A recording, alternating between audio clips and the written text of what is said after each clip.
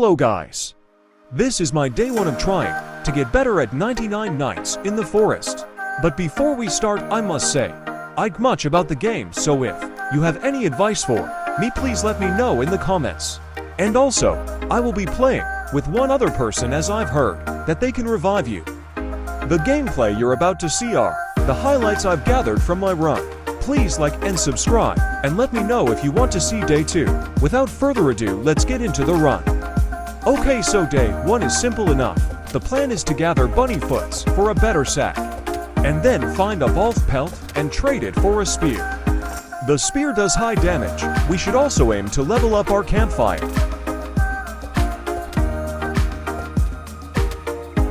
Day 2, this cutscene happened.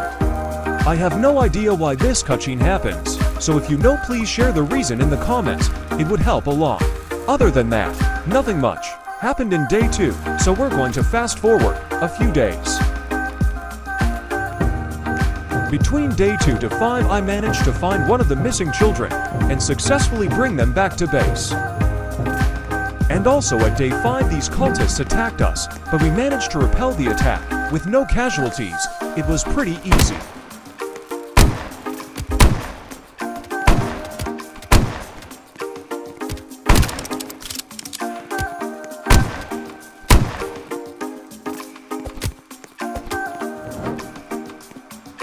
After slaying the cultists, they dropped their loot, which includes coins, the cultists' gem, and they were useful as fuel for our campfire. Other than that, that's pretty much the conclusion of day 5. Next is day 7. The arrival of the new OWL entity is truly frightening. This monster devours a wolf and is going to actively hunt us down. It says the owl has woken up, which is truly an eerie statement. Not only do we have to look out for the deer, but the owl as well. Nothing much happened between day 5 to 7 other than that cutscene, and the fact that I was able to rescue the Kraken Kid. Next is the Squid Kid, according to the missing locations board. He is 1045 meters away from the camp, so we have to find him quickly.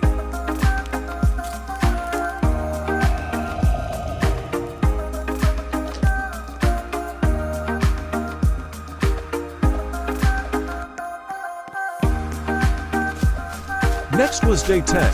My gosh, was this owl creature quick and deadly. I managed to survive by running away, but he can pretty much see you from anywhere. Good luck to those who don't have a flashlight. I spent the night gathering a bunch of food for my trip to go and rescue the Squid Kid. Day 8 and 9 didn't have much to say about, as nothing much happened. Watch the owl fly away, LOL. Damn bird. Anyway, that was it for day 10. At day 13, I low-key forgot about saving the Squid Kid and maxed out the campfire. I got a badge for doing this. It doesn't show because I recorded this moment late, but oh well. If you've watched up to this point, I appreciate you. Please help my channel out by showing it some love.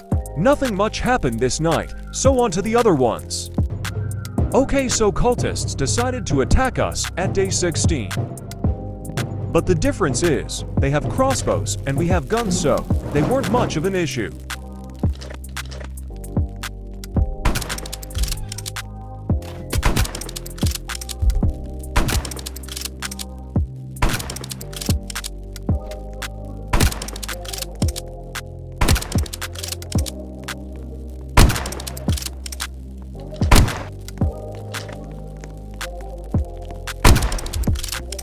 Just like that, all the cultists were eliminated. Next time, maybe bring some more firepower, eh?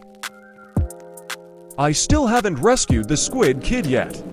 The reason why is because we lacked resources. We were always hungry, so we had to stock up all the time. By day 19, however, we successfully managed to save the Squid Kid, and with that we were eager to save the final kid.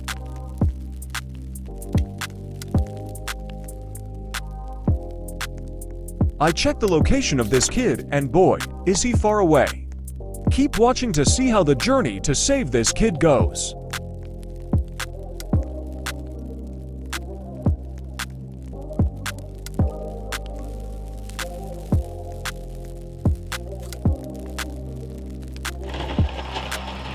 And just like that, me and my partner are on our way to find the missing child.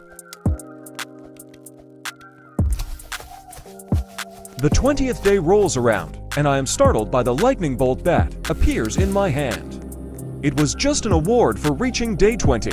We stop by to open a chest as we have nothing to lose, and it just turned day, so we have time. A revolver and ammo comes out from the chest, which is decent loot.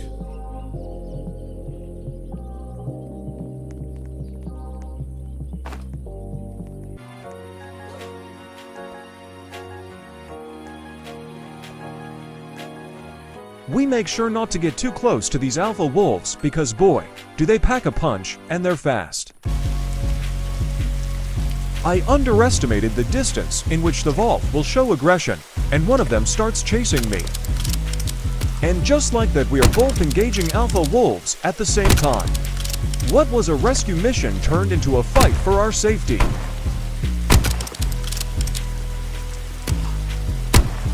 The alpha wolves managed to get a few hits in, but we both survived, and we continue looking for the final child. We enter an area where the patch of grass is darker than the previous patch, which tells me that this place is going to be harder to deal with.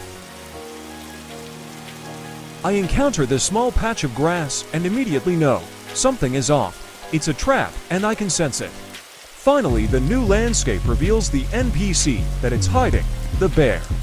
The bear is truly a fearsome beast as it can take shots like nothing.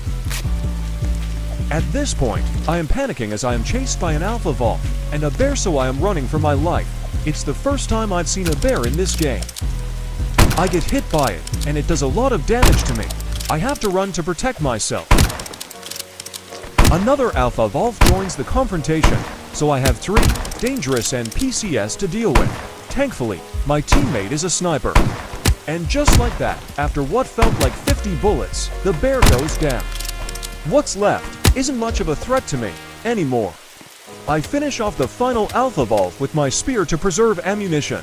Boy, did that bear drop a lot of meat. That's great for us.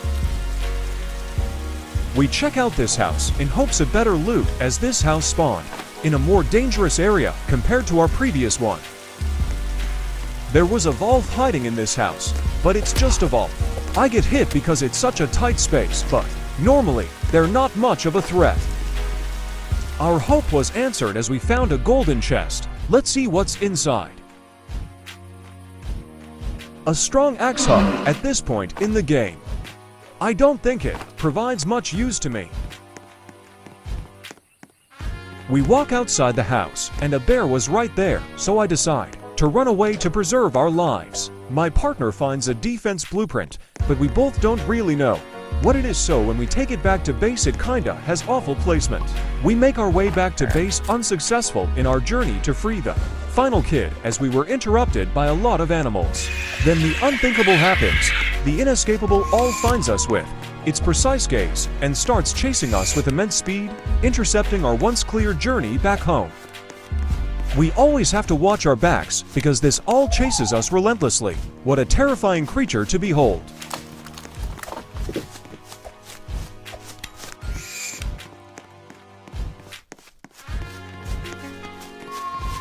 Finally, during the final day, we were very unfortunate as I had exhausted all my bullets to bears to save the final kid, and the cultists attacked, so we had no way to defend ourselves. The night before, I had just found myself a bear pelt, only for the merchant to disappear before my eyes just as I was about to give it to him. This was truly a stroke of bad luck. With the lack of firepower and the greater number of cultists, we were outnumbered, and ultimately day 27 was our demise. If you've watched thus far, thank you.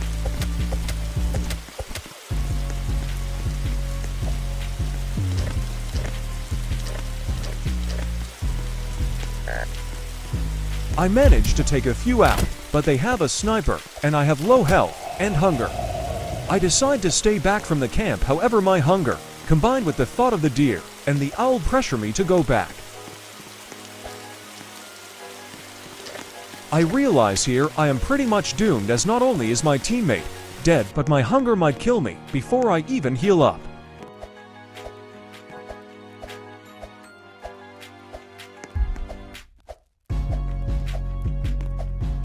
At this point, I decide to give one last push in hopes of being victorious, but all good things come to an end, and my hopes were met with death. If you've made it this far in the video, thank you so much for watching. If this video reaches 50 views, I will upload my day 2 of this series. Thank you, and goodbye.